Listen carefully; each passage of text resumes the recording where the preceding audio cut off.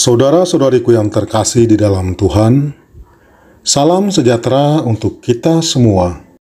Halo teman-teman, jangan lupa like, komen, dan subscribe. Jangan lupa juga ya, hidupin loncengnya. Selamat menonton channel Pak Aman. Dadah! Injil hari ini memaparkan penjelasan Tuhan Yesus tentang kebangkitan orang mati yang sangat ditentang oleh orang Saduki.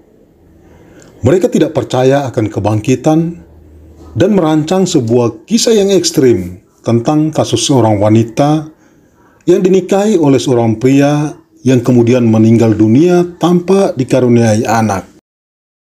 Lalu wanita itu dinikahi oleh saudaranya yang kedua sampai yang ketujuh, yang masing-masing meninggal tanpa keturunan.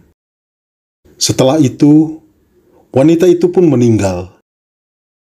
Orang-orang Saduki itu bertanya kepada Yesus, "Setelah kebangkitan, menjadi istri saudara yang keberapakah wanita itu? Karena ketujuhnya telah beristrikan dia." Mereka juga tidak percaya kepada malaikat-malaikat dan roh, apalagi soal kebangkitan setelah kematian. Ketidakpercayaan itulah yang menjadi konteks pertanyaan mereka kepada Yesus. Mereka membayangkan kehidupan setelah kebangkitan sama seperti kehidupan saat ini. Dan pertanyaan mereka sangat berkaitan dengan hukum Levirate, di mana janda meninggal tanpa anak diwajibkan untuk menikah lagi dengan saudara terdekat suaminya.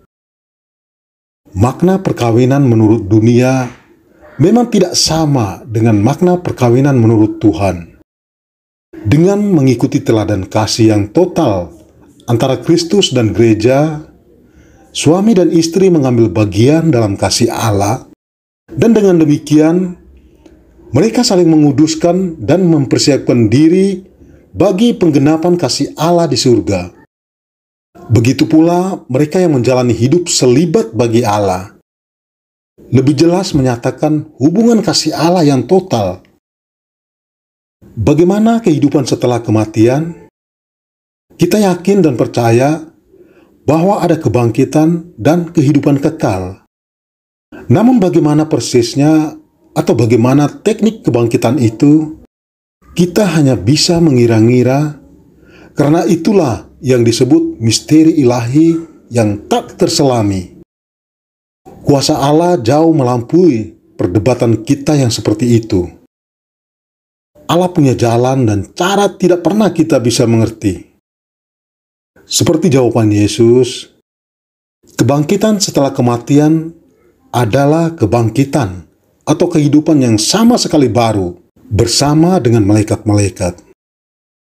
Karena Allah kita adalah Allah orang-orang hidup, bukan Allah orang-orang mati. Dialog antara Yesus dan orang-orang Saduki menunjukkan sebuah perdebatan antara hukum manusia. Dalam konteks ini, hukum Musa dengan hukum Allah sendiri. Hukum Musa berbicara mengenai larangan dan pantangan, apa yang boleh dan tidak boleh dilakukan oleh orang-orang Yahudi. Hukum yang berbeda dengan hukum baru yang dibawa oleh Yesus. Patokannya bukan mana yang boleh atau tidak boleh, namun lebih kepada keterbukaan hati pada kehendak Allah sendiri, yang menghendaki agar umatnya memperoleh hidup, bukan peroleh kematian. Pada hari ini, Yesus mengingatkan kita untuk bisa dengan bijaksana menilai tentang hukum.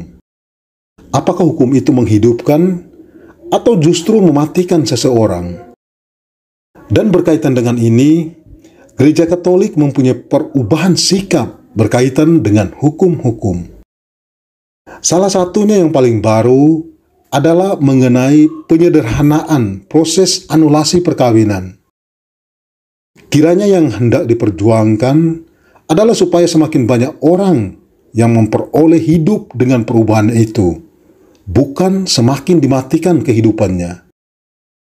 Semoga kita juga berani melihat dengan lebih jeli, bukan hukum kematian yang kita bawa, namun hukum kehidupan. Ya Allah, sumber kehidupan ilahi, ampunilah kami yang seringkali menjauh dari ajaran kasih-Mu. Kami mohon, terangilah hati kami dengan roh-Mu, agar kami mampu memperjuangkan kehidupan kami. Ingatkanlah kami bila kami menyimpang dari jalan-Mu. Semoga kami berani saling membantu untuk membangun kehidupan, bukan justru membuat lubang kematian.